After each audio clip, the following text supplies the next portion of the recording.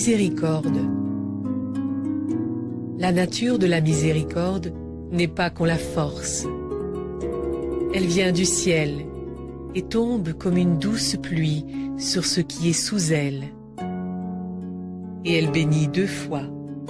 Elle bénit qui la donne et celui qui reçoit. C'est chez les puissants qu'elle est la plus puissante. Et au roi sur son trône, elle sied mieux qu'une couronne. Son spectre arbore la force du pouvoir temporel, l'attribut de la crainte et de la majesté où siège la peur et la terreur des rois. Mais la miséricorde l'emporte sur le pouvoir du spectre. Elle a son trône dans le cœur des rois. Et le pouvoir terrestre ressemble le plus au sien, quand la miséricorde tempère la justice. William Shakespeare.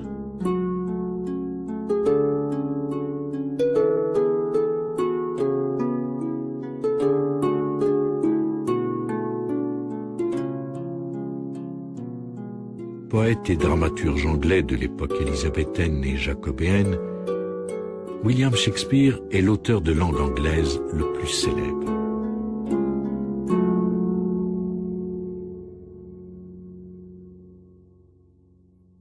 Comment choisir parmi les œuvres d'un homme que plusieurs considèrent comme le plus grand dramaturge et poète de tous les temps?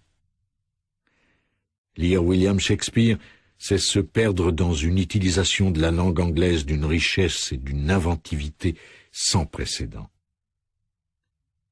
Mon choix s'est d'abord porté sur le monologue magistral de Hamlet, où celui-ci se pose la question qui hante tous ceux qui cherchent une vérité et une compréhension supérieure. Être ou ne pas être?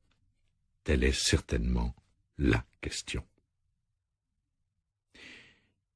Toutefois, j'avais l'impression d'avoir traité ce sujet en abordant le conflit qui nous force à choisir entre souffrir les flèches d'un destin monstrueux ou prendre les armes contre une mer de problèmes, et ainsi en venir à bout. J'ai finalement choisi cet extrait sur l'éloge du pardon, tiré du Marchand de Venise, car j'ai le sentiment qu'il s'agit des 14 répliques les plus profondes et les plus réalistes jamais écrites sur cet attribut humain. Vivre l'esprit du pardon et le mettre en pratique tous les jours est la meilleure façon de dompter nos instincts les plus primitifs, tout en cultivant l'amour et la compassion. Quand quelqu'un nous blesse, notre première réaction est généralement de nous venger. Notre côté le plus brutal nous pousse à la vengeance, rarement à la miséricorde. Notre côté le plus brutal nous pousse à la vengeance, rarement à la miséricorde. Néanmoins, Shakespeare nous dit que cette miséricorde qu'il présente comme un attribut de Dieu vient du ciel et tombe comme une douce pluie sur ce qui est sous elle. Et elle bénit deux fois. Le premier à bénéficier du pardon ou de la compassion est celui qui l'accorde.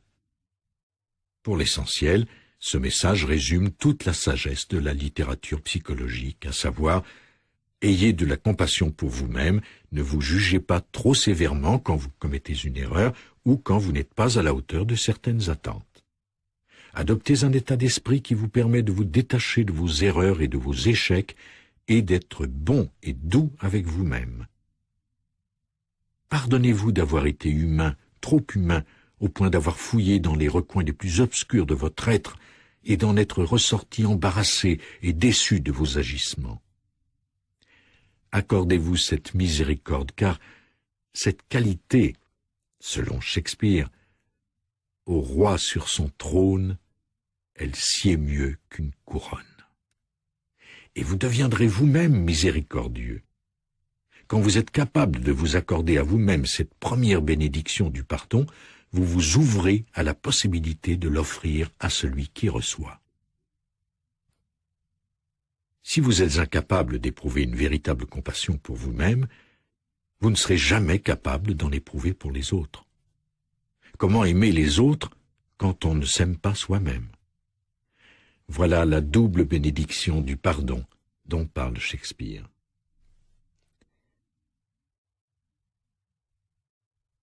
Il faut une qualité quasi divine pour être capable de regarder dans les yeux ceux qui se sont mal conduits envers nous ou qui nous ont blessés d'une façon ou d'une autre et résister à la tentation de brandir le sceptre de notre pouvoir impérial.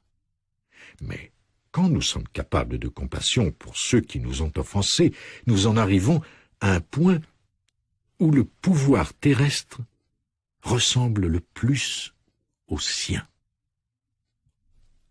En tant que parents ou adultes en position d'autorité en vertu de notre âge et de notre force physique, nous avons souvent l'occasion de déployer les symboles de notre pouvoir royal. Il est particulièrement tentant de distribuer les punitions et de nous venger quand quelqu'un nous désobéit. La compassion est souvent la dernière de nos préoccupations. Mais j'ai appris à me remémorer à quel point Dieu fait toujours preuve de patience et de miséricorde à mon endroit, même dans les moments les plus sombres et les plus terrifiants de ma vie. Je n'ai jamais eu l'impression d'être abandonné de Dieu, même si plusieurs personnes autour de moi exprimaient tout sauf de la compassion pour mes écarts de conduite. Cette qualité quasi divine est particulièrement utile quand la miséricorde tempère la justice au lieu de la remplacer.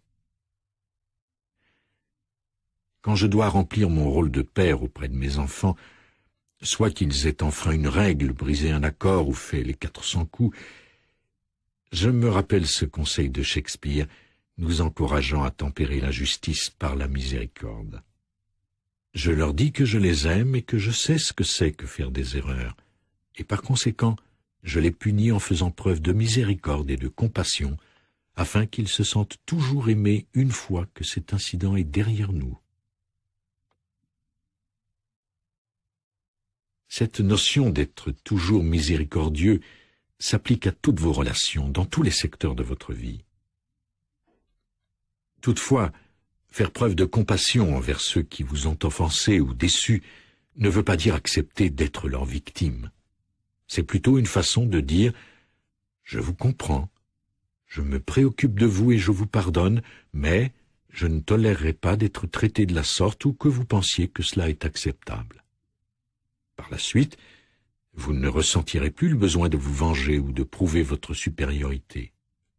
En étant miséricordieux, vous serez beaucoup moins inquiété et abattu par les comportements malveillants dont vous êtes chaque jour témoin.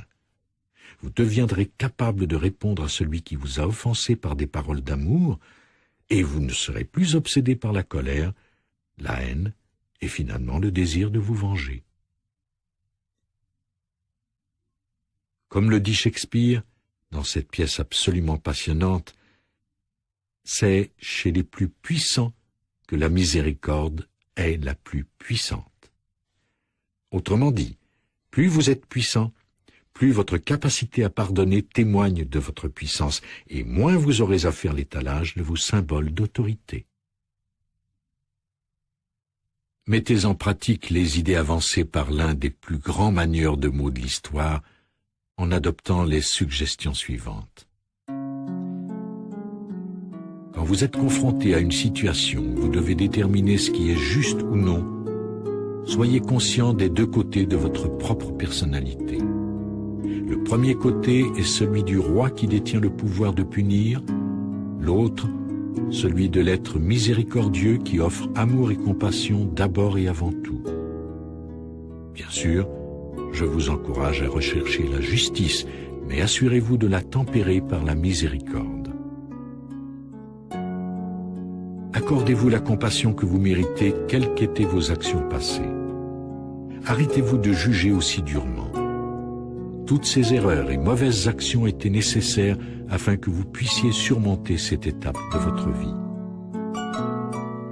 Une fois que vous avez fait état de vos sentiments et que justice a été rendue, passez à autre chose. Faites-le tout de suite.